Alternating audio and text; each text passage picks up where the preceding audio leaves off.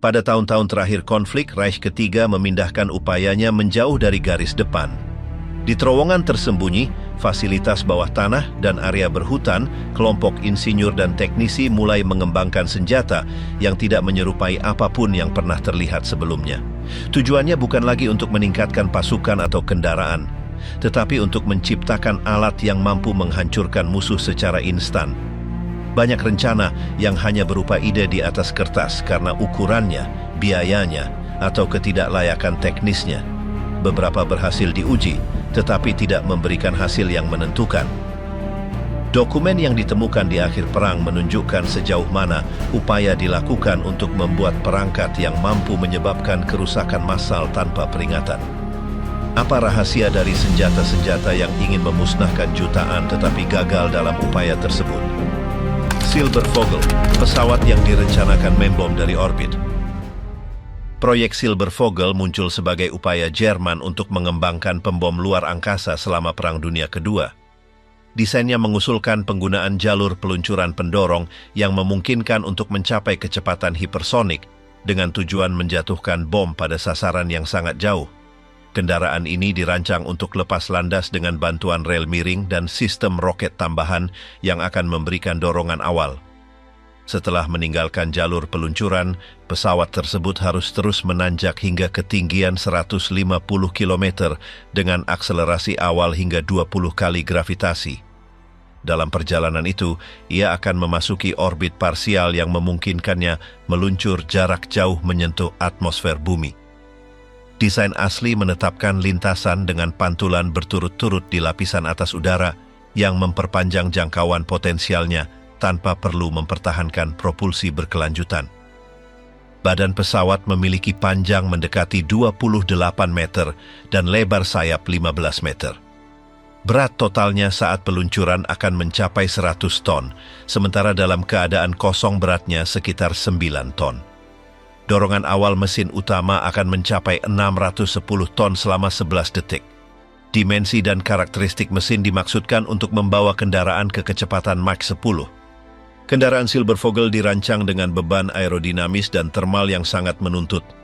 Saat mencapai ketinggian suborbital dan kecepatan ekstrim, kulit pesawat akan dikenakan suhu di atas 1300 derajat Kelvin. Untuk menahan kondisi ini, desain tersebut memperkirakan penggunaan bahan yang mampu menahan suhu tinggi tanpa mengorbankan struktur. Cetakan biru mengusulkan agar pesawat menjatuhkan muatan ledaknya di atas sasaran setelah fase koreksi lintasan yang disebut fase pengarahan ketiga, tepat sebelum titik pelepasan. Kemudian, kendaraan akan melanjutkan lintasan turunnya dan mendarat di landasan yang telah ditentukan setelah menempuh ribuan kilometer. Mesin utama, yang diklasifikasikan sebagai A10, memiliki massa terisi hampir 70 ton, sementara struktur kosongnya memiliki berat kurang dari 17 ton. Ketinggiannya adalah 20 meter dan diameternya sedikit lebih dari 4 meter. Mesin ini menawarkan daya dorong lebih dari 2 juta Newton, dengan impuls spesifik 247 detik, dikurangi menjadi 210 di permukaan laut. Durasi pembakaran yang diperkirakan adalah 55 detik. Modul atas, yang disebut A9, memiliki massa total lebih dari 16 ton dan massa struktural 3 ton. Tingginya sedikit lebih dari 14 meter dengan diameter 1,5 meter dan lebar sayap sedikit lebih dari 3 meter. Daya dorongnya hampir 300 kN dengan durasi pembakaran 115 detik. Ketinggian maksimumnya akan mencapai 200 km dan jangkauan penerbangannya adalah 1000 km. Dalam salah satu skema desain diproyeksikan bahwa pesawat akan naik dengan cepat hingga 3 km pada kecepatan Mach 1,5, kemudian terus naik selama sekitar 8 menit hingga mencapai batas suborbitalnya. Dari posisi itu, ia akan melakukan penerbangan antar benua dengan pantulan atmosfer sebelum melepaskan muatannya. Salah satu dokumen yang menyebutkan proyek ini adalah studi penelitian dari Luftfahrtforschung Jerman, di mana sistem propulsi roket untuk pembom jarak jauh dianalisis. Laporan tersebut merinci arsitektur kendaraan, sistem navigasinya, dan parameter masuk kembali. Sistem panduan yang direncanakan mencakup instrumen yang mampu mempertahankan lintasan orbit tanpa penyimpangan besar dan didukung oleh mekanisme mekanis dan giroskopik. Kontrol aerodinamis dicapai berkat permukaan bergerak yang dipasang di bagian belakang pesawat yang memungkinkan penyesuaian arah yang tepat selama fase ketika pesawat terbang di dalam atmosfer. Ketika membandingkan Silbervogel dengan kendaraan luar angkasa yang dikembangkan kemudian, seperti pesawat ulang-alik Amerika, menjadi jelas bahwa ia memiliki keunggulan. Rasio angkat terhadap hambatan mencapai nilai 5, sedangkan pada model Amerika Utara hampir tidak mencapai 4,5. Perbedaan itu mencerminkan efisiensi yang lebih besar dalam meluncur yang diperpanjang. Setelah perang, pengetahuan yang terkumpul dalam proyek ini membangkitkan minat berbagai kekuatan. Upaya dilakukan untuk merekrut mereka yang bertanggung jawab atas desain tersebut, termasuk Eugen Sanger dan rekan kerjanya Irene Sanger-Brett. Dokumen teknis tentang Silbervogel dipelajari secara rinci oleh Amerika Serikat maupun Uni Soviet yang berusaha memanfaatkan pengalaman Jerman dalam teknologi luar angkasa canggih. Pada tahap selanjutnya, Sanger mengembangkan teori tentang propulsi fotonik sebagai evolusi dari konsep awal Silbervogel. Ide-ide ini mempertimbangkan penggunaan energi reaksi berbasis cahaya yang mampu mencapai kecepatan relativistik dengan massa yang sangat kecil. Meskipun proposal ini tidak terhubung langsung dengan Silbervogel, mereka berbagi tujuan untuk menciptakan sistem transportasi yang melampaui batas atmosfer yang diketahui. Fase akhir desain mencakup perkiraan tentang efek termal penerbangan, pembangkitan daya selama dorongan awal, dan kemampuan kendaraan untuk menahan tekanan dari beberapa pantulan atmosfer. Secara khusus, dihitung bahwa permukaan luar akan mengalami tekanan dinamis yang sangat tinggi selama masuk kembali. Silbervogel tidak pernah dibangun, tetapi studi terkait menandai preseden teknis yang akan memengaruhi perkembangan selanjutnya dari rudal, kendaraan orbit, dan teori propulsi canggih. Konsep penerbangan suborbital yang dikombinasikan dengan pantulan atmosfer diambil kembali beberapa dekade kemudian dalam proposal kedirgantaraan Amerika dan Soviet, meskipun dengan teknologi yang sangat berbeda. Sonnengewehr, cermin antariksa yang mengarah ke bumi. Rezim memilih Hillersleben, sebuah kota yang dikelilingi oleh perbukitan dan vegetasi lebat, untuk mendirikan lokasi uji coba senjata utamanya. Di sana sekelompok lebih dari 150 spesialis fisika dan teknik menguji puluhan prototipe, beberapa di antaranya digunakan selama pertempuran. Ketika sekutu menguasai Jerman pada Mei tahun 45, kompleks itu ditinggalkan. Di fasilitas yang ditinggalkan, mereka menemukan persenjataan dalam berbagai fase persiapan. Ada peluncur roket, kendaraan lapis baja yang diadaptasi untuk menembak jarak jauh, meriam 600 mm, dan banyak bagian lain yang akan segera diterapkan. Di antara semua dokumen yang ditemukan, menonjol sebuah desain yang diatribusikan kepada Hermann Oberth, yang kemudian akan dianggap sebagai tokoh kunci dalam pengembangan teknologi antariksa. Proyek yang dikenal sebagai Sonnengewehr atau senjata matahari itu mengusulkan sebuah struktur yang terletak di ruang dekat bumi. Menurut dokumen yang ditemukan, stasiun itu akan dirakit dalam bagian-bagian yang dibangun di permukaan dan kemudian diangkut keluar dari planet ini. Prosedurnya mirip dengan yang digunakan puluhan tahun kemudian di Stasiun Luar Angkasa Internasional. Bahkan ada deskripsi tentang cara menghasilkan gaya gravitasi buatan dari gerakan rotasi konstan. Di antara proposal Oberth, yang paling menarik perhatian para komandan tinggi rezim adalah penciptaan reflektor cekung dengan diameter sekitar 3.000 meter yang mampu mengarahkan kembali sinar matahari yang terkonsentrasi ke titik tertentu di bumi. Itu adalah ide yang samar-samar mengingatkan pada prinsip yang diatribusikan kepada Archimedes, di mana sinar digunakan untuk membakar kapal saingan berabad-abad yang lalu. Para teknisi Jerman berdasarkan perhitungan Oberth menyimpulkan bahwa lokasi ideal cermin itu adalah pada ketinggian sekitar 8.200 km. Senyawa yang dipilih untuk permukaan reflektif adalah natrium logam, bahan yang secara efektif memantulkan cahaya dan umum di lingkungan alam. Meskipun natrium bereaksi keras saat bersentuhan dengan air, detail ini tidak menimbulkan masalah karena di ruang hampa udara tidak ada kelembaban yang mengubah sifat-sifatnya. Berbagai bagian cermin akan ditempatkan di orbit melalui evolusi rudal V2. Versi baru ini, yang disebut V11, dirancang oleh Wernher von Braun. Artefak itu akan memiliki kemampuan untuk mengirim orang keluar dari planet ini dan, pada saat yang sama, akan digunakan sebagai vektor serangan antar benua dengan kemungkinan berdampak pada tanah Amerika Utara, sama seperti V2 telah melakukannya di atas wilayah Inggris. Sistem yang dicetuskan juga mencakup ruang internal yang dirancang untuk menampung awak. Beberapa bagian proyek mungkin terlihat naif dari perspektif saat ini, tetapi pada periode itu pengetahuan tentang kondisi luar angkasa sangat minim. Pasokan listrik akan dihasilkan melalui perangkat serupa dinamo yang akan berfungsi berkat radiasi matahari. Operator akan mengenakan sepatu dengan magnet untuk berjalan di permukaan interior tanpa melayang, dan udara yang dapat dihirup akan diperoleh melalui tanaman budidaya. Perkebunan labu yang dikontrol akan menyerap karbon dioksida yang dikeluarkan oleh awak dan melepaskan oksigen secara berkelanjutan. Perintah akan dikirim dari pangkalan darat melalui sinyal berkode. Setelah diterima, tim di orbit akan menggunakan sistem kontrol untuk mengarahkan cermin ke suatu titik di planet ini. Tidak ada risiko serangan langsung terhadap struktur tersebut, karena pada saat itu tidak ada kekuatan yang memiliki sarana untuk menghancurkannya dari darat.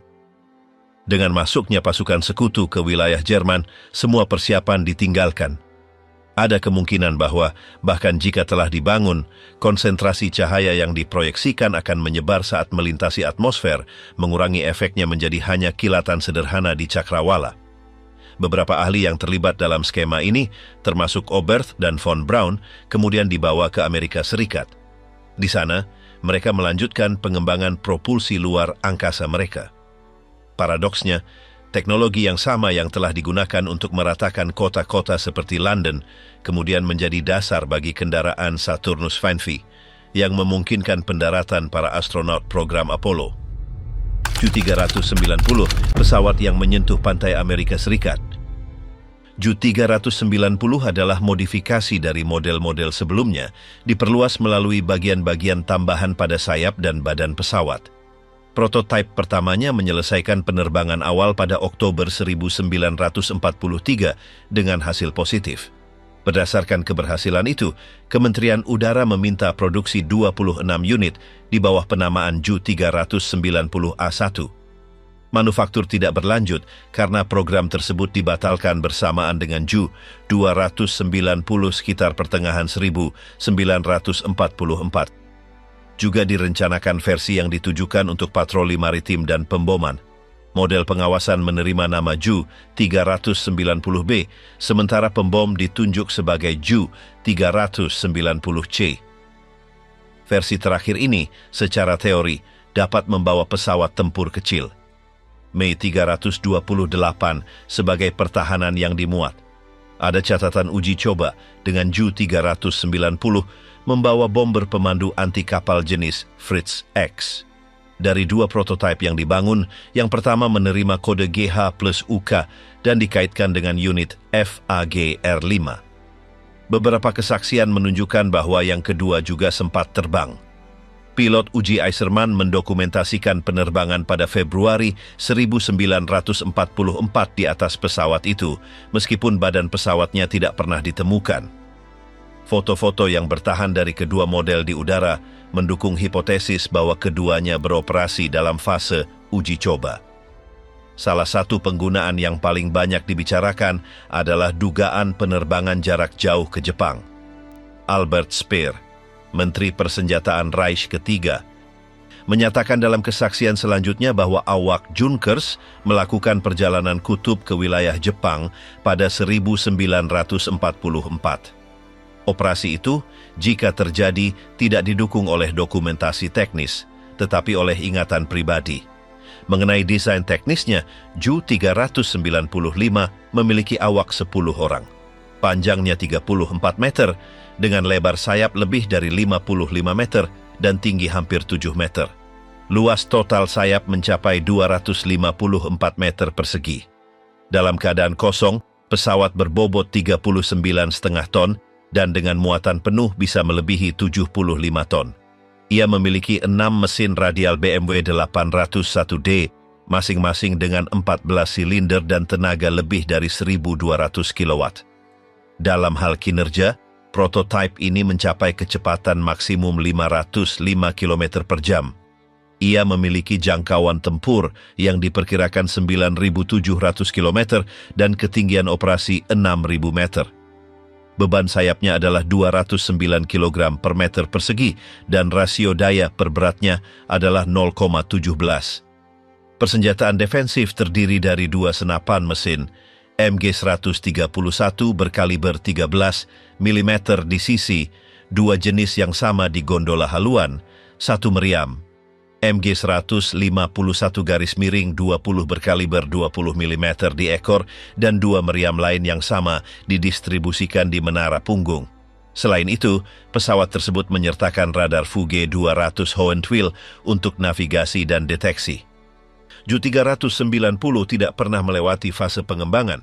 Terlepas dari niat untuk mengubahnya menjadi pembom jarak jauh, pesawat patroli samudra, atau transportasi strategis, tidak ada satupun contoh yang diproduksi secara massal.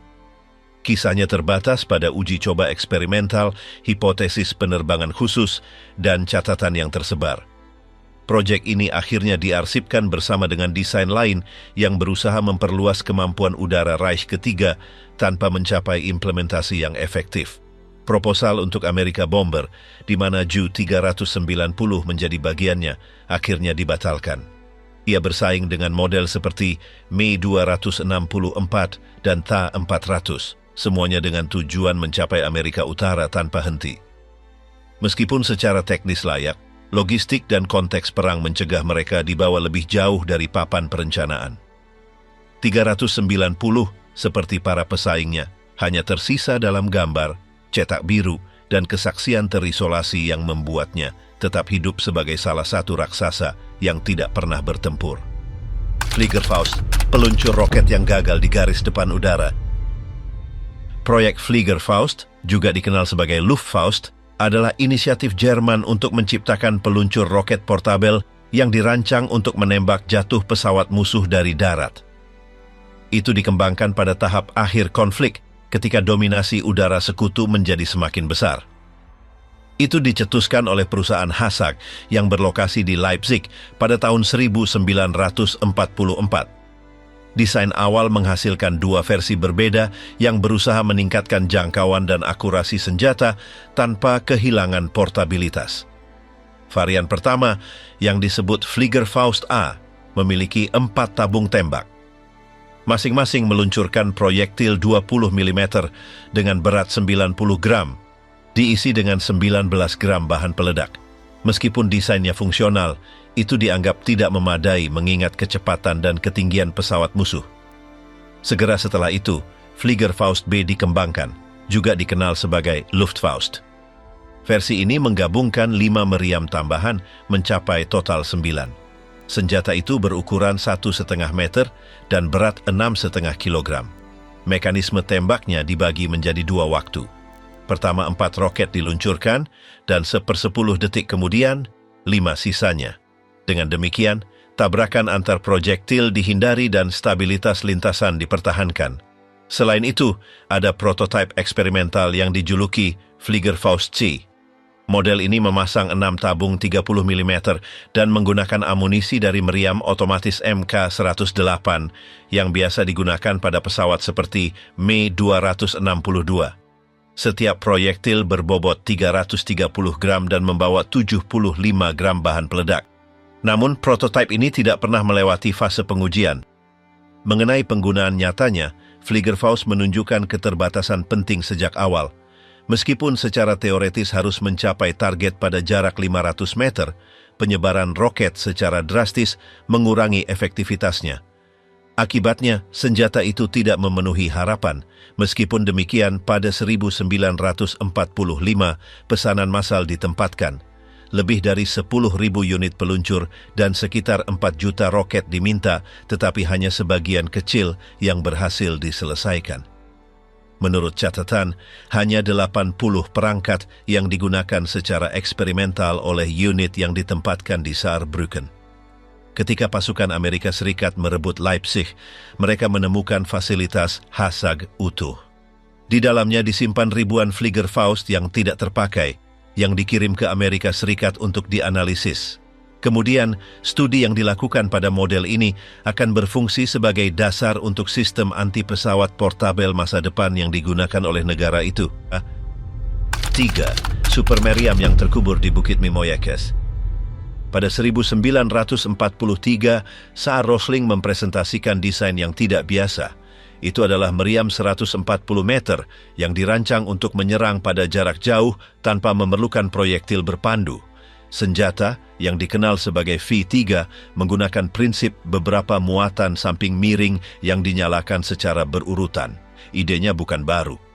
Beberapa dekade sebelumnya, Lyman dan Haskell telah mencobanya tanpa keberhasilan, karena api dari muatan dasar mencapai ruang berikutnya sebelum proyektil lewat. Insinyur Conders mengusulkan solusi pada 1941, mengaktifkan setiap muatan dengan pulsa listrik, disinkronkan dengan gerakan proyektil. Pada tahun yang sama, model yang diperkecil berkaliber 20 mm dibangun di lapangan uji Misdroy di Polandia. Selama uji coba musim semi 1943, senjata itu berfungsi seperti yang diharapkan. Hitler, setelah mengetahui hasilnya, memutuskan untuk memajukan proyek tanpa berkonsultasi dengan komando tinggi. Dia menginginkan senjata pembalasan ketiga setelah V1 dan V2. Usulannya adalah mendirikan baterai 50 meriam yang menunjuk ke London dari titik dekat Calais. Begitulah lahir Operasi Wiese yang mempertimbangkan pembangunan 5 tabung yang dipasang di dalam Bukit Kapur.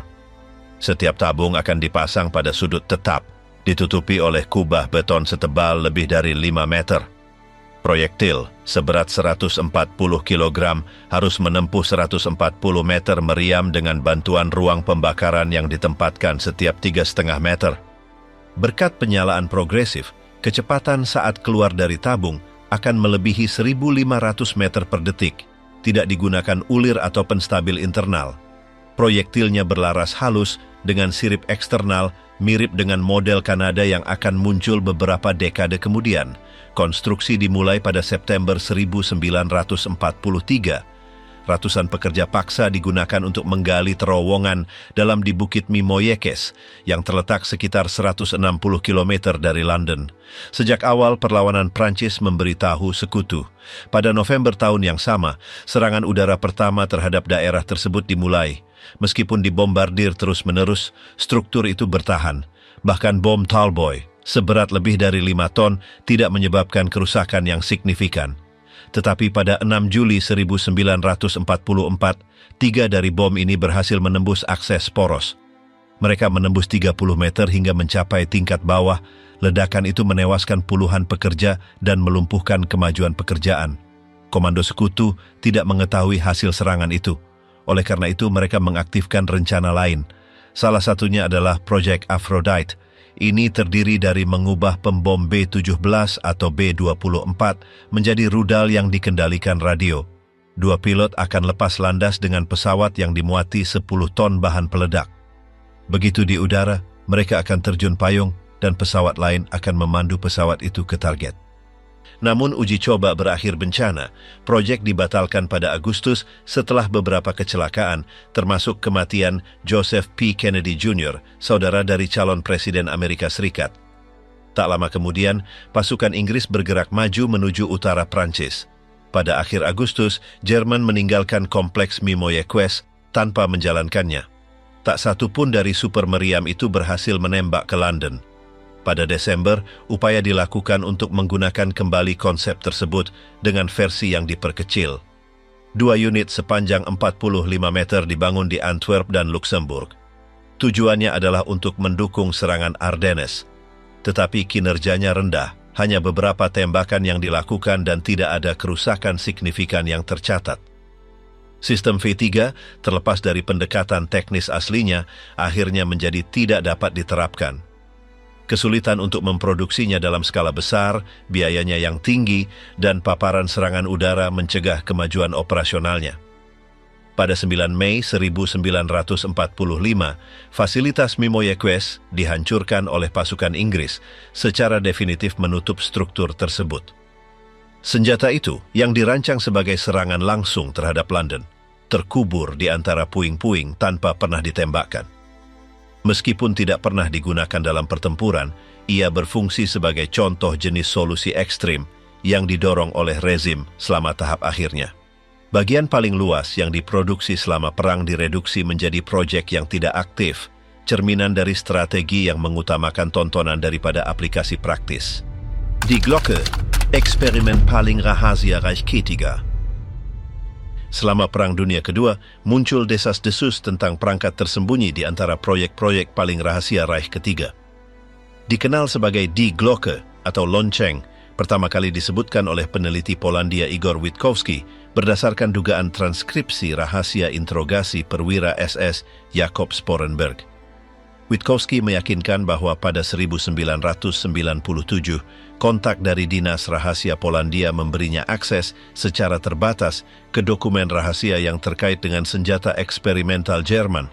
Dia tidak dapat membuat salinan atau menyimpan aslinya, hanya membuat catatan. Bertahun-tahun kemudian, kisah ini mencapai penyebaran yang lebih luas setelah diangkat kembali oleh jurnalis Inggris Nick Cook yang memasukkannya dalam karyanya tentang teknologi canggih rezim Nazi. Cook menggambarkan benda logam dengan permukaan berkilau yang berputar pada porosnya sendiri dan yang dikaitkan dengan efek luar biasa pada segala sesuatu di sekitarnya. Beberapa bahkan mengaitkannya dengan fenomena antigravitasi atau dengan sumber energi yang masih belum diketahui. Yang lain mengaitkannya dengan eksperimen yang berhubungan dengan praktik okultisme dan bahkan dengan kemungkinan perjalanan waktu. Legenda itu meluas ketika dihubungkan dengan Hans Kammler, seorang komandan tinggi SS yang konon akan bernegosiasi untuk menyerahkan perangkat tersebut kepada Amerika Serikat dengan imbalan kekebalan ketika perang hampir berakhir. Menurut cerita, perangkat itu akan dibangun di fasilitas ultra rahasia yang dikenal sebagai Raksasa, yang terletak di dekat perbatasan dengan Cekoslowakia. Dikatakan bahwa uji coba berlangsung di sekitar tambang Wenceslaus di dalam kompleks bawah tanah yang tersembunyi di antara pegunungan Silesia. Menurut deskripsi yang dikumpulkan, Die Glocke berukuran antara 3 dan 5 meter tingginya dan memiliki diameter mendekati 3 meter. Strukturnya jelas mengingatkan pada lonceng besar, terbuat dari logam berat dan sepenuhnya dilapisi dengan bahan isolasi. Seiring laporan menumpuk, muncul detail tentang dugaan cara kerja perangkat tersebut. Di dalamnya terdapat 2 silinder berputar yang diisi dengan cairan berwarna ungu mirip merkuri, yang diberi nama kode serum 525. Cairan ini disimpan dalam wadah yang terbungkus timbal dan sangat terisolasi. Selama uji coba, zat seperti peroksida thorium dan berilium juga digunakan, bahan yang meningkatkan bahaya eksperimen. Efek artefak pada organisme hidup digambarkan mematikan. Jaringan mengkristal, darah terpisah dan tanaman membusuk hingga menjadi zat kental. Selama uji coba awal, pembatasan operasional baru diterapkan di perimeter area uji coba. Aktivasi perangkat memerlukan radius isolasi lebih dari 200 meter karena efek fisik dan kimia yang terdeteksi dalam setiap urutan eksperimental. Kontrol atas akses begitu ketat sehingga bahkan banyak di dalam unit teknis rezim sendiri tidak tahu bahwa proyek itu sedang berlangsung. Salah satu elemen yang memperkuat legenda adalah keberadaan struktur yang hancur yang dikenal sebagai El Henge yang terletak tidak jauh dari tambang. Itu adalah cincin beton dengan kolom vertikal yang fungsinya tidak pernah sepenuhnya dijelaskan. Beberapa peneliti berspekulasi bahwa itu mungkin merupakan platform uji coba untuk Die Glocke. Sementara yang lain menafsirkannya sebagai bagian dari menara pendingin industri yang tidak terkait dengan teknologi canggih. Seiring semakin banyak penulis meneliti, teori-teori baru mulai bermunculan. Joseph P. Farrell mengusulkan dalam bukunya bahwa Die Glocke adalah bagian dari program penelitian tentang propulsi eksotis, energi bebas, dan manipulasi ruang waktu. Henry Stevens pada bagiannya mengidentifikasi cairan ungu sebagai senyawa merkuri iodida atau bahkan merkuri merah karena sifatnya yang tidak biasa. Yang lain menyarankan bahwa artefak itu berfungsi sebagai semacam lensa temporal yang mampu memproyeksikan gambar masa lalu melalui cermin cekung yang dipasang di bagian atasnya. Kisah ini dikaitkan dengan ilmuwan Otto Czerny yang konon telah membagikan informasi tersebut pada tahun 60-an. Dengan runtuhnya Reich ketiga, nasib akhir Die Glocke menjadi misteri. Witkowski mengisyaratkan bahwa itu mungkin telah dipindahkan ke Amerika Selatan ke salah satu kantong pro-Nazi yang beroperasi di wilayah tersebut selama pasca perang. Cook, sebaliknya, berpendapat bahwa itu diserahkan kepada Amerika sebagai bagian dari perjanjian rahasia yang dipromosikan oleh Kammler. Hipotesis lain yang lebih berani menyatakan bahwa Die Glocke terkait dengan insiden UFO Kecksburg pada 1965, di mana benda logam berbentuk lonceng dengan prasasti yang tidak diketahui konon ditemukan. Teori ini kemudian direproduksi oleh program televisi yang berpusat pada konspirasi dan teknologi tersembunyi. Ada juga kemungkinan bahwa perangkat itu tidak pernah meninggalkan kompleks bawah tanah Der Riese, tetap tersembunyi di antara terowongan yang runtuh atau terkubur di bawah puing-puing. Meskipun beberapa kesaksian dari tentara dan teknisi SS menunjukkan bahwa elemen tertentu dari proyek itu bertahan, tidak ada bukti fisik konklusif yang mendukung keberadaannya. Juga belum ditemukan dokumen resmi yang dapat diverifikasi yang mengkonfirmasi keaslian transkripsi asli yang disebutkan oleh Witkowski. Meskipun ada keraguan, Die Glocke terus menarik minat peneliti dan penggemar teori alternatif. Bagi sebagian orang, itu melambangkan sejauh mana ambisi teknologi rezim Nazi dapat mencapai. Bagi yang lain, itu hanyalah mitos yang lahir dari kekacauan dan kerahasiaan yang menyelimuti tahun-tahun terakhir konflik. Selama beberapa dekade, kisahnya telah diadaptasi, ditafsirkan ulang, dan dicampur dengan elemen fiksi ilmiah yang semakin mempersulit untuk memisahkan spekulasi dari kenyataan. Reruntuhan Der Riese masih berdiri, dikunjungi oleh orang-orang yang ingin tahu, sejarawan, dan penganut teori konspirasi. Di sana, di antara terowongan yang digali di batu, struktur beton yang ditinggalkan, dan sisa-sisa yang terkorosi oleh waktu, beberapa percaya bahwa rahasia paling luar biasa dari Jerman Nazi masih tersembunyi. Selama bukti nyata tidak ditemukan, Die Glocke akan terus mengambang antara mitos dan kenyataan sebagai peringatan akan apa yang terjadi ketika sains dan kekuasaan berpotongan tanpa batas. S-100, tank kolosal yang tidak pernah masuk medan pertempuran. Sekitar 1942, Jerman meluncurkan inisiatif ambisius, seri kendaraan E, yang dirancang untuk menggantikan model-model sebelumnya seperti Panzer III, Panzer IV, dan yang lebih berat Panther dan Tiger.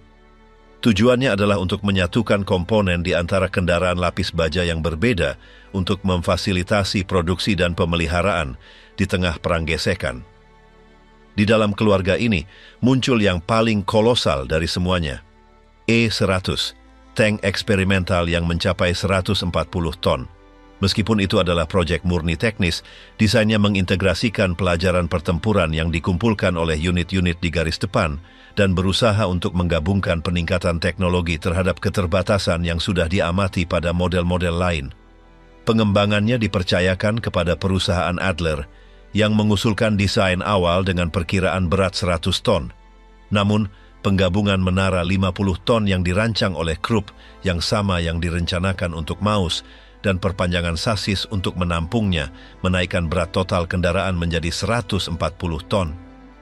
Tidak seperti Maus yang memiliki desain yang lebih eksperimental, E-100 mempertahankan konfigurasi konvensional dengan mesin dipasang di bagian belakang. Pelindung sampingnya, seperti halnya rantai, dapat dilepas untuk memfasilitasi pengangkutannya dengan kereta api. Detail penting mengingat ukurannya. Uji coba dilakukan dengan mesin Maybach HL230 yang sama dengan Tiger II.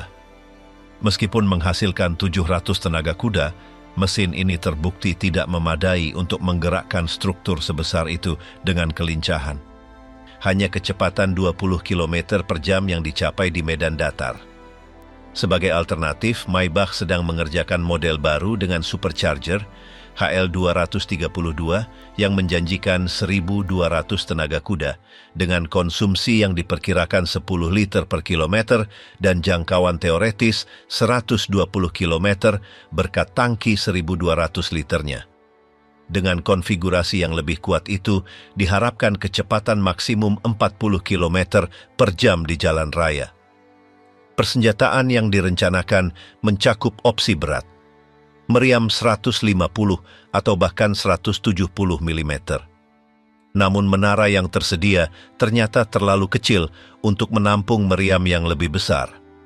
Seandainya opsi untuk bagian itu dipilih, desain harus mengesampingkan menara dan beradaptasi dengan struktur tetap tipe kasemat. Ruang untuk beberapa senapan mesin juga direncanakan, sehingga memperluas kapasitas pertahanannya dalam pertempuran jarak dekat. Model ini hanya berhasil dibangun sebagian tanpa menara atau persenjataan terpasang. Pada Mei 1945, sementara konflik mencapai penyelesaiannya, sasis dikirim ke Britania Raya untuk diperiksa. Selama uji coba, hambatan teknis yang berasal dari ukurannya yang tidak proporsional diidentifikasi. Tiger II sudah menunjukkan batas yang dapat diterima untuk kendaraan jenis ini, dan E100 jauh melebihi angka-angka tersebut. Tekanan yang diberikannya pada tanah mencapai 1,43 kg per cm persegi, yang membuatnya kurang cocok untuk area yang tidak stabil atau tanpa kekerasan. Suspensi yang digunakan, tipe Belfield washer, berusaha mendistribusikan berat ekstrem itu. Dimensinya luar biasa, 8,7 meter panjangnya, 4,48 lebarnya, dan 3,32 tingginya. Dalam kondisi normal, ia akan membutuhkan awak 6 orang. Hitler, yang pada awalnya mendorong tank super berat sebagai simbol kekuatan teknis dan psikologis, akhirnya memerintahkan pembatalan semua proyek serupa di bagian akhir konflik karena kelangkaan sumber daya. Keputusan ini sepenuhnya melumpuhkan kemajuan E100 yang hanya tersisa di tangan hanya 3 pekerja di hari-hari terakhir perakitannya. Dengan runtuhnya Reich ketiga, model itu tidak pernah masuk produksi maupun digunakan dalam pertempuran. Akhir kisahnya adalah eksperimen yang terhenti di tengah jalan, tidak mampu menunjukkan apakah di luar dampak visual itu akan berguna di medan perang. Panzerkampfwagen E100 tidak sempat menembakkan satupun proyektil. Namun, desainnya terus dianalisis hingga hari ini sebagai upaya maksimum rezim Nazi untuk menciptakan tank yang melampaui semua batas yang diketahui. Terlepas dari sejarahnya yang singkat, itu merupakan contoh sejauh mana industri perang Jerman dalam obsesinya untuk menciptakan mesin raksasa, bahkan ketika kegunaan praktisnya sudah diragukan. Seperti proyek lain pada era yang sama, keberadaannya akhirnya menjadi lebih simbolis daripada operasional.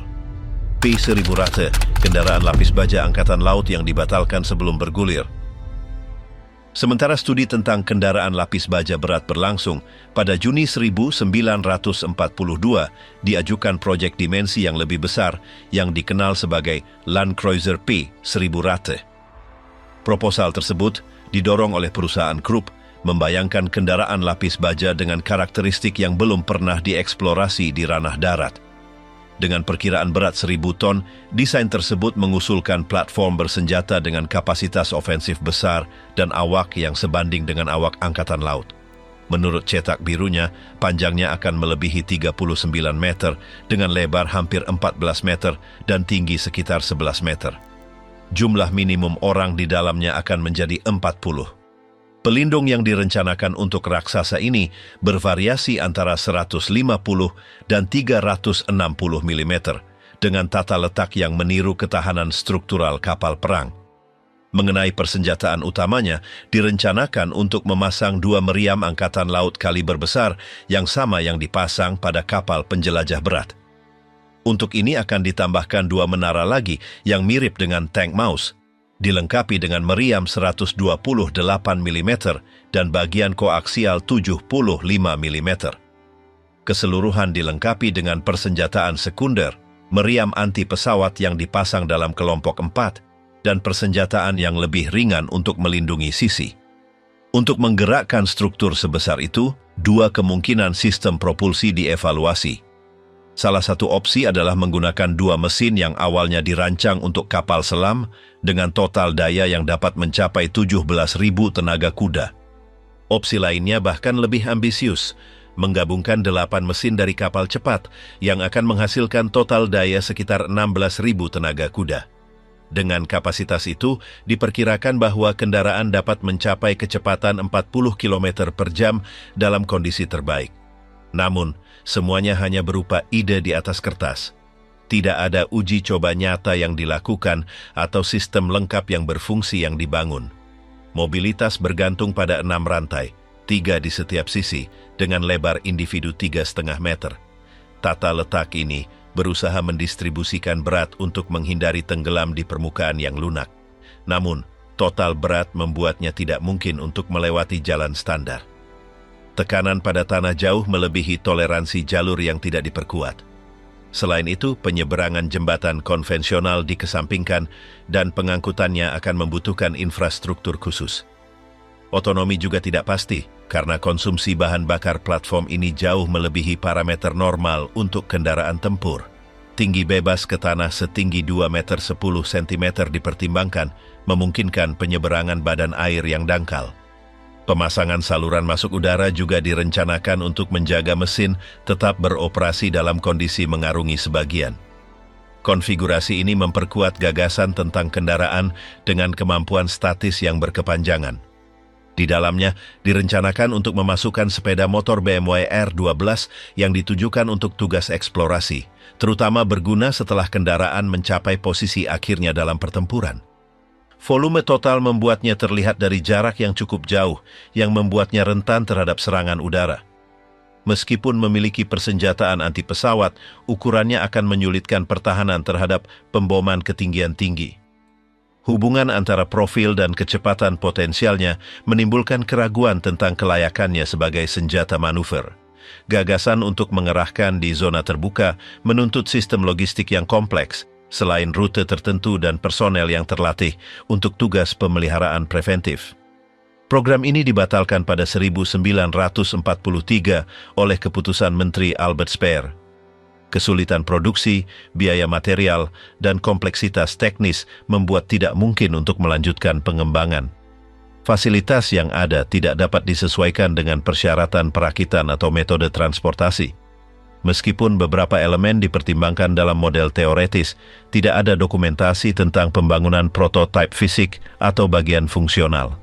Proyek ini tidak maju melampaui cetak biru dan simulasi. Penggunaan mesin kelautan pada kendaraan dengan karakteristik ini mencerminkan tren yang berkembang dalam industri persenjataan saat itu, memindahkan solusi dari domain lain tanpa validasi praktis. Sementara beberapa negara berusaha untuk mengoptimalkan produksi kendaraan sedang dan serbaguna, proposal ini bertaruh pada skala yang belum pernah terjadi sebelumnya, dengan fokus yang berpusat pada pengerahan kekuatan skala besar. Keterbatasan operasional, konsumsi energi, dan persyaratan logistik menempatkannya di luar batas fungsional lingkungan perang yang realistis. Penamaan rate, yang berarti tikus, kontras dengan ukuran sebenarnya. Meskipun tidak pernah terwujud sebagai mesin fungsional, keberadaannya dalam dokumen resmi telah menjadikannya contoh ekstrem dari studi Jerman pada saat itu. Penyebutannya tetap ada dalam analisis teknis, literatur militer, dan representasi fiktif. Dalam hal kelayakan taktis, tidak ada lingkungan yang tersedia di mana ia dapat beroperasi secara efektif tanpa menjadi rentan. Waktu yang diperlukan untuk mempersiapkan pengerahannya dan upaya teknis yang terlibat menjadikannya ide yang tidak proporsional sekaligus tidak praktis.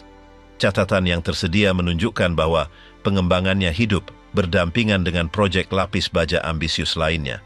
Namun, besarnya, konsumsi, dan tuntutannya melebihi kemampuan sistem logistik Jerman menjelang akhir perang. Prioritas akhirnya terpusat pada model yang lebih realistis dalam batasan industri. Dengan demikian, Land Cruiser P1000 Rate tetap menjadi salah satu proposal paling representatif dari ekstremisme teknologi dalam persenjataan darat abad ke-20. Proyek uranium perlombaan nuklir Reich ketiga yang kalah. Pada Desember 1938, dua ahli kimia Jerman menemukan bahwa uranium ketika dibombardir dengan neutron menghasilkan barium. Reaksi itu dipahami oleh Lise Meitner dan keponakannya Otto Frisch yang mengenali proses tersebut sebagai fisi nuklir. Frisch memverifikasinya sendiri beberapa minggu kemudian. Di Jerman, berita itu beredar cepat di kalangan akademisi dan militer yang mulai melihat kemungkinan penggunaannya sebagai sumber energi dan alat perang. Saat itulah sekelompok ilmuwan terbentuk di sekitar ide tersebut, yang kemudian disebut Uranverein atau Klub Uranium. Hanya beberapa bulan kemudian, pada April 1939, fisikawan Paul Harteg dan asistennya Wilhelm Groth memperingatkan Kementerian Perang tentang potensi militer yang sangat besar dari reaksi nuklir tersebut. Pada saat yang sama, akademisi lain seperti Georg Jost dan Wilhelm Handle mengirimkan laporan serupa kepada Kementerian Pendidikan Reich. Tak lama kemudian, tim informal kecil yang dibentuk oleh Jost, Handle, Manfopf, dan beberapa lainnya mulai bekerja di kota Göttingen. Meskipun semua sangat antusias, penelitian mereka terhenti ketika mereka dimobilisasi dengan dimulainya perang di Eropa. Itu adalah upaya pertama, meskipun masih terbatas, untuk mengeksplorasi penggunaan energi nuklir di dalam Reich ketiga. Secara resmi, kelompok itu dikenal dengan nama teknis yang panjang dan kompleks dalam bahasa Jerman, tetapi akhirnya dikalahkan oleh versi yang lebih terstruktur yang akan datang setelahnya. Upaya baru itu disebut Project Uranium. Di bawah kendali langsung tentara Jerman, inisiatif ini berlangsung selama 6 tahun dengan tujuan menerapkan pengetahuan tersebut untuk membangun senjata atom. Meskipun pada dasarnya berbagi motivasi yang sama dengan Project Manhattan yang dikembangkan oleh Amerika Serikat, evolusinya sangat berbeda. Berbeda dengan pendekatan terpusat sekutu, upaya Jerman terbagi di antara tim yang berbeda, beberapa dengan tujuan militer yang ketat, dan yang lain berorientasi pada penggunaan energi. Cabang-cabang ini beroperasi di bawah pengawasan Reichspost, sistem pos yang dalam rezim Nazi juga memiliki atribut teknologi dan ilmiah. Proyek tersebut, meskipun didanai oleh negara, tidak pernah diperlakukan sebagai prioritas mutlak. Salah satu hambatan teknis utama adalah kesulitan untuk mendapatkan bahan kritis seperti air berat yang penting untuk reaktor. Zat ini terutama diproduksi di Norwegia, di sebuah pabrik yang menjadi target konstan operasi sekutu. Fasilitas itu disabotase beberapa kali dan dalam salah satu episode yang paling terkenal, Komando Sekutu mencegat kargo terakhir yang tersedia, mencegah penggunaannya oleh Jerman. Sementara itu, tim yang dipimpin oleh Werner Heisenberg dan yang lainnya mencoba merancang reaktor fungsional di berbagai titik di negara itu. Salah satu yang paling terkenal adalah di Haigerloch, struktur bawah tanah di mana tumpukan nuklir eksperimental dirakit yang terbuat dari uranium dalam bentuk kubus logam. Meskipun upaya telah diinvestasikan, struktur itu tidak pernah berhasil menghasilkan reaksi berantai yang berkelanjutan. Secara paralel, fisikawan lain seperti Kurt Dibner dan Walter Gerlach bekerja secara terpisah pada jalur serupa. Kurangnya koordinasi, persaingan pribadi, dan perbedaan metodologis melemahkan kemajuan. Seiring perang berlangsung dan sumber daya menipis, pengembangan Uran Project kehilangan kekuatan. Prioritas komando tinggi Nazi berpusat pada senjata lain yang menawarkan hasil lebih cepat, seperti rudal V2 atau tank berat. Meskipun Albert Speer dan Hermann Göring adalah pendukung proyek pada saat-saat tertentu, kurangnya hasil nyata membuat dukungan mereka menjadi terputus-putus. Visi nuklir itu rumit, mahal, dan memakan waktu bagi rezim yang mulai kehilangan kendali atas konflik. Ketika Berlin jatuh, pada Mei 1945, Sekutu sudah mengetahui keberadaan apa yang disebut Project Uranium. Pada saat itu, mereka sudah meluncurkan Operasi Alsos, sebuah misi yang dibuat untuk mengumpulkan informasi dan materi yang terkait dengan program nuklir Jerman. Pada tahap akhir itu, beberapa ilmuwan terkenal seperti Otto Hahn, Werner Heisenberg, Walter Gerlach, dan lainnya ditangkap dan dipindahkan ke Inggris. Di sana mereka ditempatkan di sebuah rumah tinggal yang dikenal sebagai Farm Hall, di mana percakapan mereka direkam secara rahasia dengan tujuan untuk menemukan seberapa banyak yang sebenarnya mereka ketahui tentang pembuatan senjata nuklir. Amerika Serikat pada bagiannya menyita sejumlah besar uranium yang diperkaya dan materi penting lainnya. Sementara itu, Soviet juga bertindak. Dinas Rahasia Stalin mengorganisir komando khusus dengan perintah langsung dari Lavrenti Beria dengan tujuan mengamankan sisa-sisa proyek yang berguna dan menangkap para ahli Jerman. Jenderal Andrei Drulyov adalah orang yang mengawasi operasi itu, yang memungkinkan mereka memperoleh beberapa ratus kilogram uranium logam, bertonton oksida, dan beberapa liter air berat. Selain itu, mereka berhasil membawa teknisi yang sangat berharga seperti Manfred von Arden, Peter Thiessen, dan Ludwig Bevilogua yang dipindahkan ke Uni Soviet dengan semua pengetahuan ilmiah mereka. Meskipun upaya terlambat ini, hasilnya jelas. Reich ketiga tidak berhasil mengembangkan satupun bom nuklir fungsional, gabungan improvisasi, kekurangan, sabotase sekutu, dan keputusan yang tidak menentu mengubah proyek uranium menjadi janji yang tidak pernah terpenuhi. Sementara itu, Amerika Serikat maju secara paralel dengan arahan yang jelas dan sumber daya tak terbatas yang berpuncak pada penciptaan dua bom nyata yang menandai akhir konflik. Uraanverin tetap sebagai episode yang belum selesai dari apa yang bisa terjadi, tetapi tidak terjadi. Torpedo T-5, proyektil berpandu suara. Seiring perang di Atlantik menjadi semakin intens, kedua belah pihak mencari cara untuk mendapatkan keuntungan dalam pertempuran kapal selam, yang berlangsung hampir dalam kegelapan total. Pada 1943, Jerman mengejutkan dengan mengerahkan torpedo pertamanya yang mampu berpandu suara. Model eksperimental pertama diuji di beberapa kapal selam, meskipun fase ujinya singkat dan tidak dilanjutkan ke produksi massal. Namun, itu membuka pintu bagi pengembangan versi yang ditingkatkan, yang dikenal oleh para awak sebagai Zaunkönig. Torpedo baru ini memiliki kemampuan revolusioner. Ia mendeteksi suara mesin dan baling-baling kapal musuh, dan secara otomatis mengarah ke sumber suara hingga benturan. Untuk pertama kalinya, proyektil tidak perlu dipandu secara manual. Itu mampu mengidentifikasi targetnya dan mengejarnya sendiri, benar-benar mengubah logika pertempuran di bawah laut. Serangan besar pertama dengan torpedo Jerman baru ini terjadi pada September 1943 terhadap konvoi sekutu di Atlantik Utara. Jangkauannya sekitar 300 meter, lebih dari cukup untuk menyerang kapal pengawal atau kapal dagang sebelum mereka dapat bereaksi.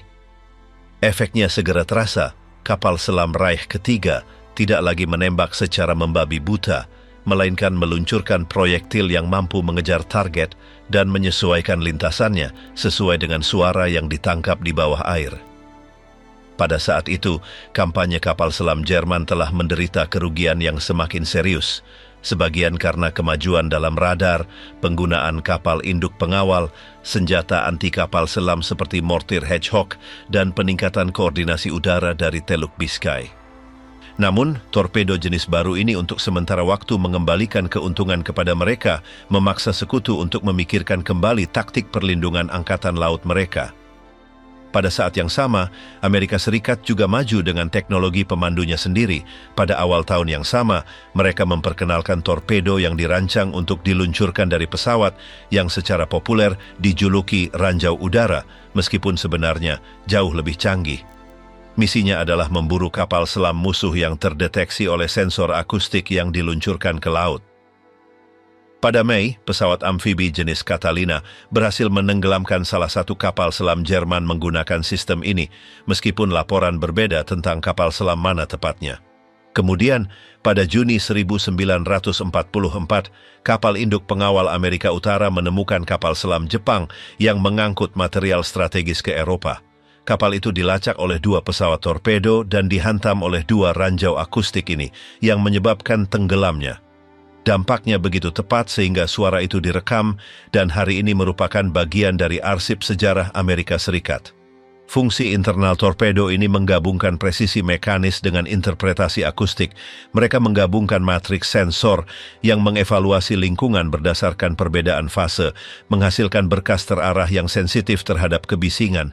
Pada model yang lebih modern, pola dapat disesuaikan secara digital, tetapi yang awal sudah cukup untuk mendeteksi mesin, kavitasi, atau pantulan akustik target. Dalam mode pasifnya, torpedo menangkap lingkungan tanpa memancarkan sinyal. Setelah target potensial terdeteksi, ia beralih ke sonar aktif dan memulai pengejaran. Jika target menggunakan tindakan pencegahan, sistem harus memutuskan antara sinyal palsu dan yang nyata, dipandu oleh konsistensi dan kekuatan suara. Sebelum meluncurkan senjata, platform penembakan mendefinisikan parameter pencarian. Ini termasuk perkiraan kedalaman target dan area di mana target dapat dideteksi. Dengan demikian, torpedo sudah memulai dengan orientasi awal sebelum mengaktifkan deteksi independennya.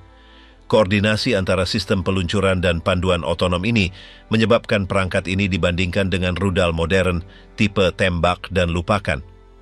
Munculnya ancaman ini memaksa sekutu untuk mengembangkan solusi mendesak. Salah satu yang paling banyak digunakan adalah generator kebisingan Foxer, umpan yang ditarik yang memancarkan suara lebih keras daripada baling-baling kapal itu sendiri. Dengan mengikuti kebisingan ini, torpedo berputar-putar hingga bahan bakarnya habis.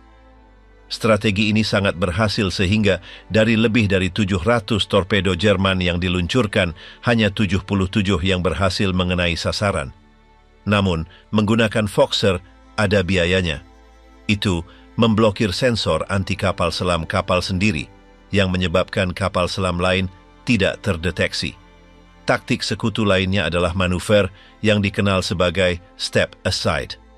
Setelah mengidentifikasi serangan yang akan datang, kapal melakukan belokan tajam di luar jangkauan akustik torpedo, berhasil menghindarinya dan, dalam banyak kasus, melakukan serangan balik terhadap kapal selam yang bertanggung jawab. Solusi gabungan ini sekali lagi membalikan keuntungan teknologi, dan kapal selam Jerman kembali dalam posisi yang kurang menguntungkan secara operasional menjelang akhir 1944. Di garis depan Soviet, bangkai U-250 yang tenggelam di perairan dangkal memungkinkan untuk memulihkan torpedo Jerman yang utuh. Penemuan ini, bersama dengan penangkapan U-505 oleh Amerika Serikat, menawarkan kekuatan sekutu kemungkinan untuk menguji teknologi musuh secara menyeluruh. Meskipun Uni Soviet berjanji untuk berbagi detail teknis dengan Angkatan Laut Inggris, kolaborasi dibatalkan ketika para perwira tiba di Kronstadt. Mereka tidak diizinkan melihat persenjataan dan kembali tanpa data yang berguna. Setelah perang, banyak angkatan laut di dunia mulai menggabungkan sistem serupa. Pada tahun 60-an, Angkatan Laut Amerika Serikat mengembangkan umpan yang dikenal sebagai Nixie. Itu adalah perangkat yang ditarik oleh kapal yang memancarkan sinyal akustik yang dirancang untuk membingungkan torpedo berpandu suara. Alih-alih menuju ke kapal yang sebenarnya, proyektil akhirnya mengikuti kebisingan buatan ini. Seiring waktu, sistem ditingkatkan dan muncul versi yang lebih canggih seperti yang masih digunakan saat ini. Namun, logikanya tetap sama, membuat torpedo menyimpang dengan mengejar sesuatu yang terdengar lebih keras daripada target sebenarnya. Konsep akustik tetap berlaku dalam torpedo modern meskipun dengan peningkatan substansial.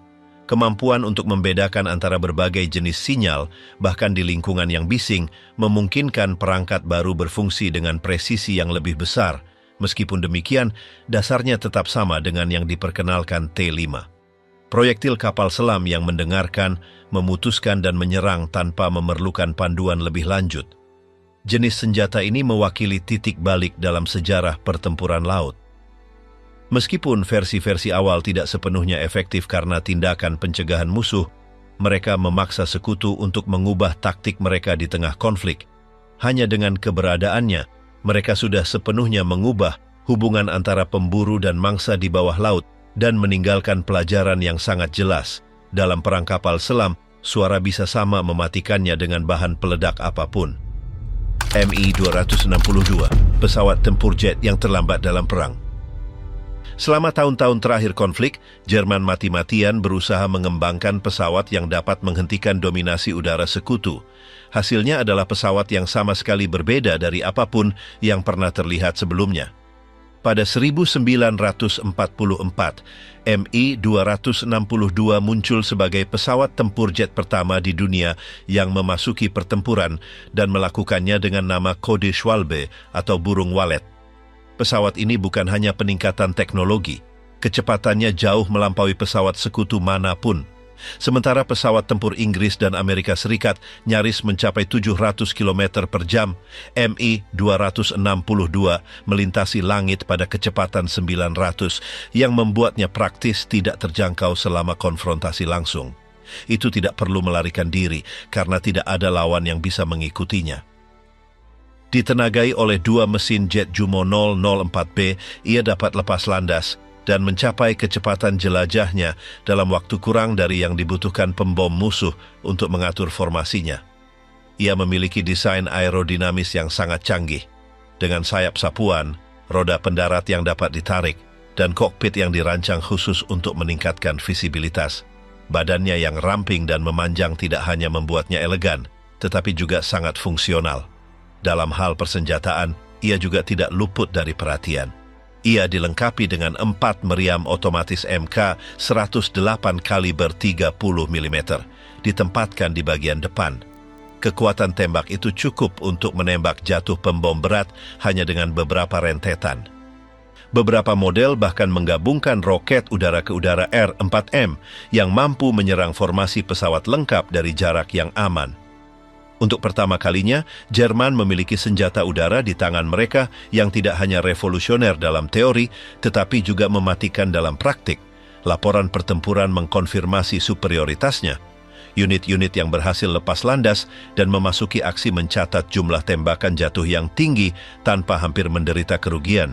Dalam konfrontasi langsung, pilot sekutu mengakui bahwa mereka tidak dapat menandingi kecepatan, kemampuan manuver, atau kapasitas ofensifnya.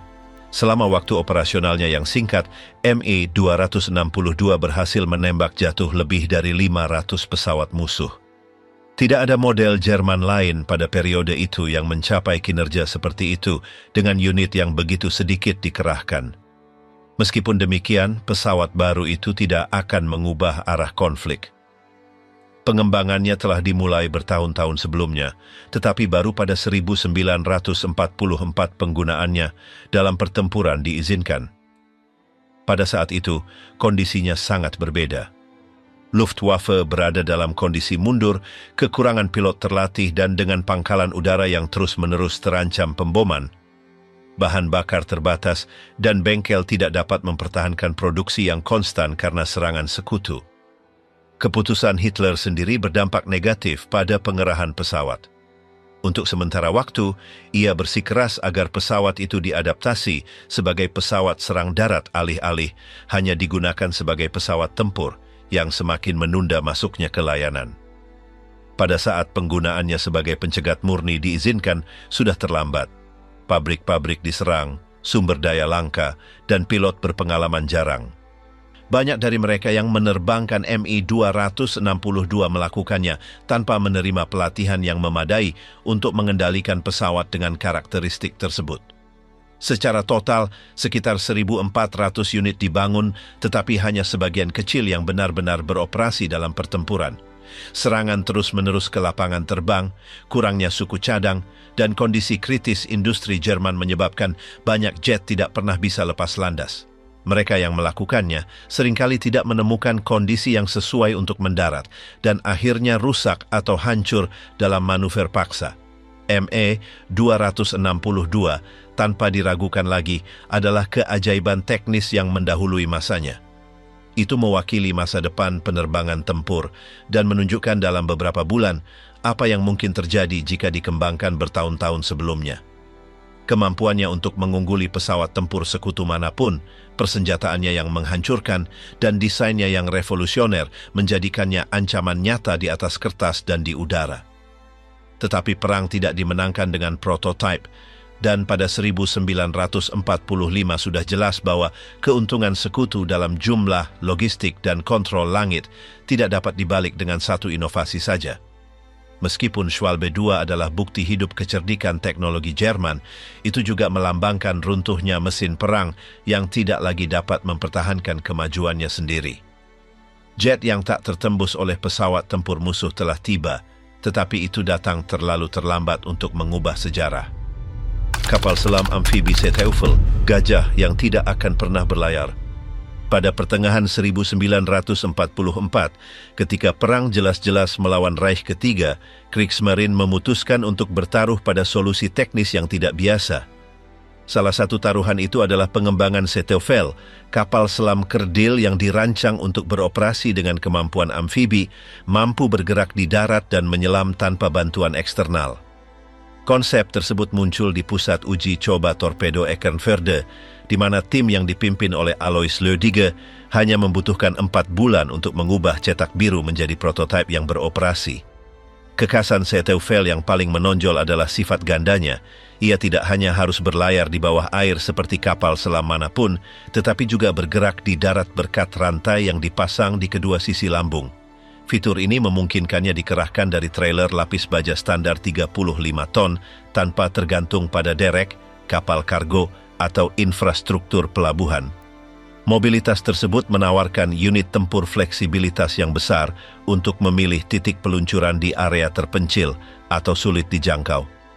Itu juga dianggap berguna untuk misi di mana kehati-hatian operasional adalah kunci, karena kendaraan dapat bergerak di darat ke pantai terpencil, masuk ke air, dan melanjutkan di bawah laut tanpa intervensi yang terlihat. Dengan panjang 13,5 meter dan lebar hanya 2 meter, Zeeteufel berbobot 20 ton dalam kondisi operasional. Konstruksinya dioptimalkan untuk mencapai kemampuan manuver dan stabilitas saat menyelam. Uji coba yang dilakukan oleh Komando Uji Coba 456 unit tempur ringan mengungkapkan bahwa kapal selam itu mencapai kedalaman operasional 21 meter, sedikit di bawah batas 25 meter yang direncanakan dalam desainnya. Meskipun demikian, manuver penurunan dan kenaikan dilakukan dengan sangat lancar, dibantu oleh kemudi kedalaman respons cepat dan sistem kontrol tipe tuas, mirip dengan pesawat terbang. Di antara kemajuan teknisnya, penahan ombak plexiglas menonjol yang meningkatkan visibilitas pilot selama pergerakan di permukaan. Itu juga termasuk kompas magnetik yang dipasang di atas tiang snorkel, yang dapat dibaca secara tidak langsung melalui cermin yang ditempatkan di pusat komando. Pengaturan ini mencegah operator harus mengekspos posisinya atau meninggalkan kendali untuk memverifikasi navigasi. Mengenai persenjataan, Zeeteufel dirancang untuk menggunakan 2 torpedo G7 kaliber 53 cm. Berbeda dengan kapal selam kerdil lainnya, desain ini dapat meluncurkan torpedo pada jarak penuh berkat sistem sel subpropulsi yang mengkompensasi dorongan awalnya, memungkinkannya mencapai jangkauan antara 1 dan 12 km, tergantung pada jenis torpedo yang digunakan. Sebagai alternatif, kapal selam itu dapat membawa 4 ranjau laut yang didistribusikan di sepanjang badannya. Sebagai sarana pertahanan jarak pendek, ia dilengkapi dengan senapan mesin atau pelontar api yang dirancang untuk situasi pertempuran di permukaan atau selama pergerakan darat. Namun proyek ini menghadapi keterbatasan kritis sejak tahap awalnya. Mesin yang direncanakan diesel 200 tenaga kuda dikombinasikan dengan baling-baling listrik 100 tenaga kuda tidak pernah terwujud. Sebagai gantinya, prototipe itu dilengkapi dengan mesin diesel hanya 80 tenaga kuda dan listrik 24, kombinasi yang jelas tidak memadai untuk tuntutan desain. Defisit daya ini mengganggu baik kecepatan saat menyelam maupun efektivitas dalam pergerakan darat. Dalam uji coba nyata, Zeeteufel mencapai maksimum 8 knot di bawah air dan 10 di permukaan. Titik lemah lainnya adalah rantainya. Karena terlalu sempit, mereka meningkatkan tekanan pada tanah dan menyebabkan kapal selam mudah tenggelam di daerah berpasir atau berlumpur di tepi laut. Situasi ini dapat sangat memperlambat kemajuan atau bahkan menimbulkan risiko kandas. Perancangan ulang sistem traksi dengan rantai yang lebih lebar sempat diusulkan, tetapi uji coba tidak sempat mengimplementasikannya sebelum akhir konflik. Selain itu, berat kendaraan yang membuatnya mendapat julukan gajah di antara operatornya menyulitkan setiap upaya untuk meringankannya tanpa mengorbankan strukturnya. Manufaktur serial seharusnya dilakukan di pabrik Borgward yang terletak di Bremen, di mana 3 unit dimulai dan setidaknya 20 unit lagi dengan sistem propulsi yang ditingkatkan diproyeksikan. Tak satu pun dari contoh-contoh itu diselesaikan. Menjelang hari-hari terakhir konflik, satu-satunya model yang beroperasi diangkut ke Schlüttup di pinggiran Lübeck dan dieliminasi atas perintah langsung dari Komando Angkatan Laut. Area yang ditujukan untuk perlindungan dan uji cobanya diberi nama kode Blaukoppel. Terlepas dari kekurangannya, Seeteufel membangkitkan minat karena potensi kemampuannya. Varian masa depan sedang dikembangkan yang dilengkapi dengan torpedo berpandu kabel seperti tipe Grille, serta adaptasi spesifik untuk serangan menukik terhadap target pesisir. Tak satu pun dari proposal ini melampaui ide di atas kertas. Kegagalan Seeteufel bukan karena kurangnya inovasi, melainkan kombinasi masalah teknis, material yang tidak memadai, dan urgensi konteks perang. Meskipun demikian, itu meninggalkan catatan upaya serius dari teknik militer Jerman untuk menggabungkan mobilitas darat dengan serangan kapal selam. Dalam arsip teknis setelah perang, proyek ini ditinjau oleh berbagai kekuatan sebagai contoh desain hibrida, meskipun tidak pernah dilanjutkan dalam bentuk operasional. Dengan demikian, Seeteufel berakhir sebagai anomali teknologi Perang Dunia Kedua. Lahir terlalu lambat dan dengan terlalu banyak kekurangan untuk memengaruhi perkembangan konflik, itu adalah salah satu eksperimen putus asa Reich ketiga untuk mengulur waktu menghadapi keruntuhan yang akan datang. Meskipun tidak pernah masuk pertempuran atau melewati fase prototipe, desain amfibinya, sistem persenjataan lengkapnya, dan otonomi operasionalnya menempatkannya di antara proyek paling aneh dan paling ambisius dari persenjataan Nazi, terlupakan di tengah kekacauan bulan-bulan terakhir konflik. Arado E-555, sayap terbang yang mengarah ke New York. Pada akhir 1943, para insinyur Arado mulai membuat sketsa pesawat yang mampu melintasi Atlantik dan mencapai wilayah Amerika Serikat. Proposal tersebut, yang disusun di fasilitas Landeshut di Silesia, berasal dari premis sederhana mengembangkan mesin yang cukup cepat, ringan dan kuat untuk mengecoh pertahanan udara sekutu. Di bawah arahan teknis Dr. Laute, tim Jerman mulai menjajaki varian sayap terbang dengan desain yang menghilangkan permukaan yang tidak perlu untuk mengurangi hambatan udara. Pada April 1944, persyaratan minimum dikonkretkan. Kecepatan tinggi, otonomi lebih dari 5.000 km, dan kapasitas untuk membawa setidaknya 4 ton bom. Diskusi berpusat pada pencarian cara yang paling layak untuk mencapai kombinasi itu. Dalam beberapa bulan, lebih dari selusin proposal diajukan, semua mengikuti prinsip dasar yang sama, pembom 2 kursi, jarak jauh dan kecepatan tinggi ditenagai oleh jet. Beberapa ide bahkan mempertimbangkan untuk menyertakan hingga 8 mesin. Terlepas dari antusiasme para insinyur, tidak satu pun dari desain tersebut yang melampaui tahap konseptual. Model utama, yang ditetapkan sebagai E555-1 adalah yang paling dikembangkan dari kelompok itu. Itu adalah struktur yang sepenuhnya logam, dibuat dengan kombinasi baja dan duralumin. Badannya kecil karena pesawat mengikuti logika sayap terbang murni. Kokpit bertekanan menempati bagian depan dengan bagian melingkar yang terintegrasi dengan mulus ke profil aerodinamis. Di sisi, 2 penstabil vertikal memberikan stabilitas arah. Mereka terletak lebih dari 6 meter dari pusat gravitasi untuk menjamin kontrol yang efektif. Roda pendaratan terdiri dari 2 sistem tandem dengan roda ganda yang ditarik ke bagian dalam sayap. Di bagian depan, roda ganda yang terletak di bawah kokpit dilipat ke arah sebaliknya.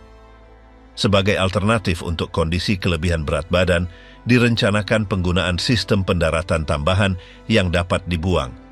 Di bagian atas sayap akan dipasang 6 jet BMW 003A, disejajarkan secara paralel. Kemudian, kemungkinan menggantinya dengan 6 mesin Heinkel Hess 011 dipertimbangkan yang menawarkan dorongan yang lebih besar. Rekonfigurasi ini akan memungkinkan untuk mencapai kecepatan yang lebih tinggi tanpa mengorbankan integritas struktural pesawat. Setiap keputusan teknis bertujuan untuk satu tujuan, menciptakan pembom yang dapat mencapai kota-kota seperti New York atau Chicago tanpa mengisi bahan bakar. Pertahanan pesawat juga direncanakan dengan cermat. 2 meriam Mk-103 kaliber 30 mm akan ditempatkan tepat di belakang kokpit, dipasang di punggung badan pesawat. Menara yang dioperasikan dari jarak jauh dengan 2 meriam MG-151-20 akan dipasang di belakang bagian perintah yang bertekanan. Sepasang meriam lain dengan jenis yang sama akan ditempatkan di bagian belakang, dikendalikan melalui periskop dari stasiun senjata lapis baja. Seiring cetak biru dan perhitungan menumpuk, prioritas Luftwaffe mulai berubah. Pada Desember 1944, Kementerian Udara Reich memerintahkan pembatalan program tersebut. Perang berada dalam fase kritis dengan kekurangan sumber daya, hilangnya wilayah, dan serangan udara sekutu yang menghukum pabrik-pabrik Jerman setiap hari.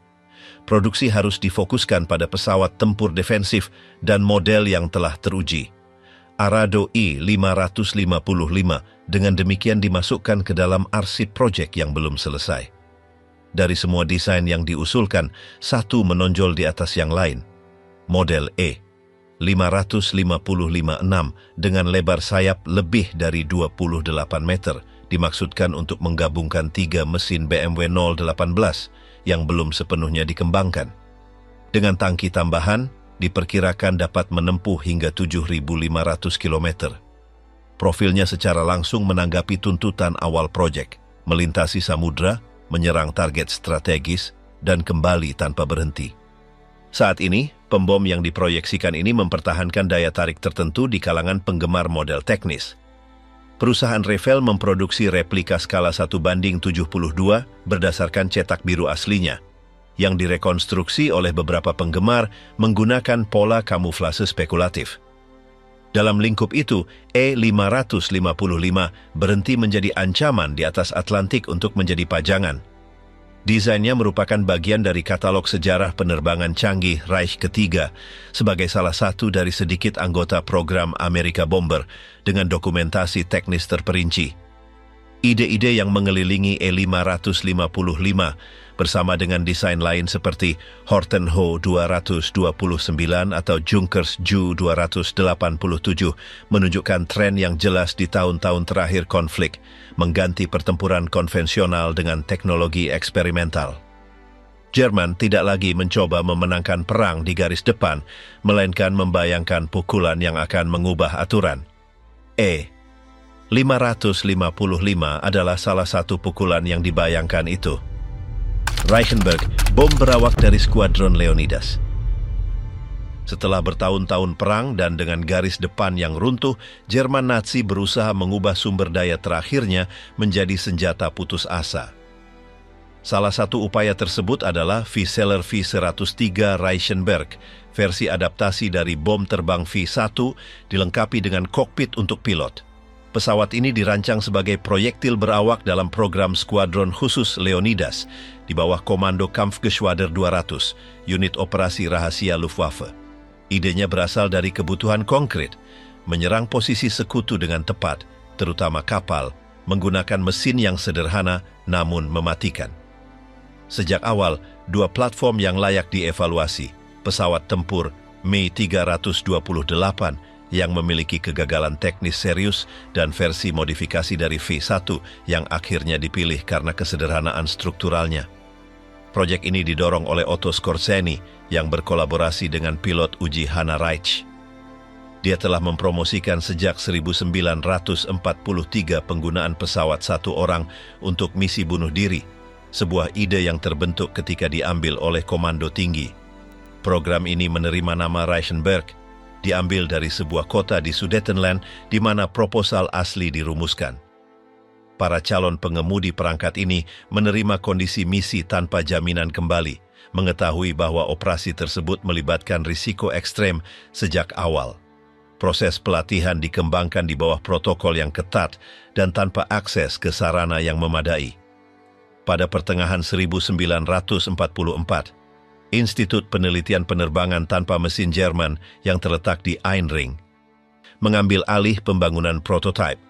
Secara paralel, jalur perakitan diaktifkan di Dannenberg, di mana bom V-1 diubah menjadi versi dengan kokpit. Modifikasi utama terdiri dari penggabungan kursi lontar, kontrol, dan pandangan depan yang memadai untuk pilot. Kokpit, yang terletak di bagian depan badan pesawat, terbuat dari logam dan tertutup dengan instrumentasi dasar. Pendorongnya masih pulsorjet Argus AS-014 yang dipasang di atas badan pesawat. Sayapnya lurus dan tidak dapat dilipat, mempertahankan desain V-1 yang asli. Roda pendaratan terdiri dari sepatu luncur tetap alih-alih roda. Lepas landas dilakukan dengan bantuan Pembom Heinkel He-111 yang mengangkut Reichenberg yang terpasang di bawah sayap kanan. Setelah dilepaskan, pilot memiliki kendali penuh atas pesawat hingga benturan. Pada Oktober 1944, 4 versi berbeda dari pesawat tersebut secara resmi ditetapkan. Yang pertama adalah pesawat luncur tanpa mesin, yang dirancang agar pilot dalam pelatihan dapat membiasakan diri dengan kontrol. Yang kedua memiliki kokpit ganda dan digunakan dalam pelatihan lanjutan. Yang ketiga sepenuhnya mereplikasi bentuk dan kontrol model definitif, meskipun belum memiliki propulsi aktif. Dan akhirnya, versi keempat sudah menggabungkan mesin fungsional dan ditujukan langsung untuk misi nyata melawan target musuh. Meskipun operasi Reichenberg melibatkan risiko yang sangat tinggi, para insinyur meyakinkan bahwa ada kemungkinan melarikan diri. Kursi lontar bersama dengan kokpit lapis baja menawarkan pilihan terakhir untuk bertahan hidup sebelum benturan. Namun dalam praktiknya waktu keputusan sangat singkat sehingga sedikit yang percaya pada efektivitas sistem. Penerbangan uji coba diawasi oleh Hanna Reich yang juga terbang di beberapa model. Selama salah satu uji coba ini, pesawat menjadi tidak stabil, memaksa evakuasi darurat. Meskipun pilot selamat, episode tersebut menunjukkan keterbatasan desain dan memicu perdebatan internal tentang kelayakan taktis sistem. Program ini memiliki selusin pilot dalam pelatihan dan beberapa prototipe yang beroperasi. Namun, situasi militer Jerman memburuk dengan cepat. Prioritas produksi difokuskan pada model pertahanan seperti Messerschmitt Me-262 dan Reichenberg terdegradasi. Pada November 1944, program tersebut ditangguhkan atas perintah langsung Hitler yang menganggap bahwa dampak moral dari misi bunuh diri dapat menjadi kontraproduktif bagi opini publik. Meskipun telah dirancang untuk pertempuran, tidak ada Reichenberg yang digunakan dalam misi nyata. Proyek ini tetap menjadi salah satu dari banyak upaya putus asa Jerman Nazi untuk membalikan kekalahan mereka melalui solusi ekstrim. Pada akhir perang, prototip disita oleh pasukan sekutu. Beberapa contoh sampai ke museum atau menjadi subjek analisis karena karakteristiknya yang unik. Dari sudut pandang teknis, V-103 Reichenberg mewakili adaptasi dasar dari teknologi yang ada. Itu tidak memiliki inovasi nyata, tetapi pengembangannya mencerminkan keputusasaan komando tinggi untuk menemukan cara cepat dan ekonomis untuk menyerang musuh. Penggunaan sukarelawan yang bersedia menerbangkan proyektil peledak menandai batas etika dalam konflik. Meskipun aplikasinya dihindari, konsep tersebut dipelajari oleh negara-negara lain setelah perang. Meriam Sonic Nazi, prototipe akustik yang merusak dengan getaran. Jauh sebelum perang dimulai, sudah diketahui bahwa ada getaran ekstrem yang mungkin atau tidak mungkin didengar oleh telinga. Beberapa terlalu tinggi, yang lain sangat rendah sehingga hanya terasa. Di Jerman, beberapa ilmuwan memutuskan untuk menguji bagaimana gelombang tersebut memengaruhi orang sungguhan. Mereka menggunakan tahanan untuk bereksperimen dengan suara yang sangat rendah dan sangat tinggi. Mereka menemukan bahwa yang paling rendah sepenuhnya membuat disorientasi, menyebabkan sakit perut, pusing, muntah, diare, dan sesak napas. Mereka juga mengubah pikiran, muncul ketakutan intens tanpa penjelasan, beberapa mencoba melukai diri sendiri atau kehilangan akal. Tampaknya mereka telah menemukan senjata yang ideal.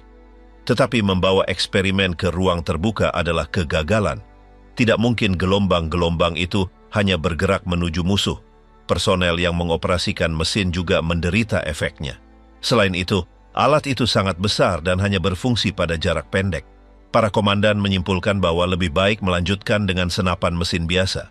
Mengingat kegagalan dengan gelombang rendah, para peneliti Jerman mengubah fokus. Mereka mulai mencari cara lain untuk menggunakan suara sebagai alat serangan. Salah satunya adalah Richard Falauschek dari Institut Akustik di Tirol. Dia memimpin penciptaan alat yang dapat menyebabkan pingsan atau bahkan membunuh hanya dengan memancarkan suara keras. Artefak itu siap pada 1944. Di tengah reflektor melingkar besar selebar lebih dari 3 meter, mereka menempatkan tabung dengan sistem penyalaan, di mana metana dan oksigen disuntikkan. Dengan menyalakan campuran itu berulang kali, dihasilkan ledakan terkontrol yang menghasilkan dengungan terus-menerus dengan frekuensi yang dicari. Kurang dari 60 meter, dampaknya sedemikian rupa sehingga banyak yang pingsan dalam hitungan detik atau kehilangan nyawa. Tetapi, waktu hampir habis. Pada Januari 1945, pihak berwenang menangguhkan dana. Mereka mengatakan bahwa, mengingat situasi di garis depan, penggunaan gelombang suara tidak masuk akal secara praktis. Ketika pasukan Amerika Serikat merebut tempat itu, mereka menemukan alat tersebut. Buletin Rahasia Mei 1946 menggambarkannya. Kurang dari 60 meter, kekuatan suara sudah cukup untuk membunuh. Namun, mereka juga menyatakan bahwa karena jangkauannya yang terbatas, senjata itu tidak berguna dalam pertempuran nyata. Prototip sonik itu hanyalah salah satu dari banyak. Pada akhirnya, Reich ketiga meninggalkan kuburan ide yang belum selesai, cetak biru yang terlupakan, dan senjata yang tidak pernah berhasil mengubah arah perang. Sebagian besar tidak pernah terwujud, yang lain gagal karena kurangnya waktu, teknologi, atau logika taktis. Yang tersisa hanyalah potongan-potongan berkarat, desas-desus yang tidak jelas, dan dokumen yang ditandai sebagai sangat rahasia. Hari ini, sisa-sisa itu hanya berfungsi untuk mengingatkan kita sejauh mana sebuah ideologi dapat melangkah ketika mencoba mengubah sains menjadi penghancuran massal. Mereka adalah mesin yang dirancang untuk meneror, tetapi rasa takut tidak cukup untuk memenangkan perang.